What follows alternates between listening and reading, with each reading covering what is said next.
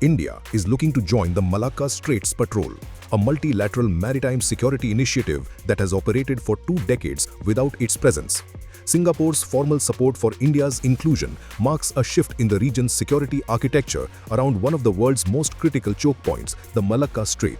Established in 2004 by Indonesia, Malaysia, Singapore, and later Thailand, the MSP was designed to counter piracy, smuggling, and maritime terrorism in the strait. It functions through coordinated sea patrols, aerial surveillance under the Eyes in the Sky program, and a real-time intelligence exchange network. Each member patrols its own territorial waters but shares threat data and coordinates responses. India's entry brings long-range surveillance, naval depth, and operational experience into this framework. The Malacca Strait itself is narrow, just 2.7 kilometers wide at its tightest point, but it carries immense strategic weight. Over 100,000 vessels pass through annually, transporting nearly half of global trade by tonnage and more than 70% of Asia's oil imports. For China, it's a vital artery. Over 80% of its energy imports flow through this corridor. For India, it's the primary route for LNG imports and a key channel for outbound trade. Control over this choke point offers leverage in both peace and conflict.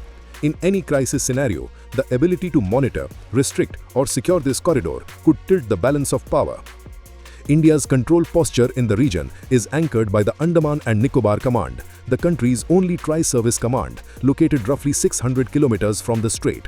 From this forward base, the Indian Navy deploys a mix of warships and surveillance platforms that operate across the eastern Indian Ocean. These include the INS Saryu, an offshore patrol vessel frequently seen in coordinated patrols with Indonesia; Shivalik-class stealth frigates capable of anti-submarine, anti-air, and surface warfare; and Kamorta-class corvettes designed specifically for anti-submarine operations in shallow waters. Supporting these surface assets are P-8I Poseidon aircraft, which provide long-range maritime surveillance and anti-submarine coverage, maintaining persistent watch over the strait and surrounding waters. These deployments are part of India's mission-based operations, which ensure a rotating naval presence across the Bay of Bengal, Malacca Strait, and Andaman Sea. These assets aren't just patrolling, they are building a layered maritime picture, tracking vessel movements and responding to emerging threats.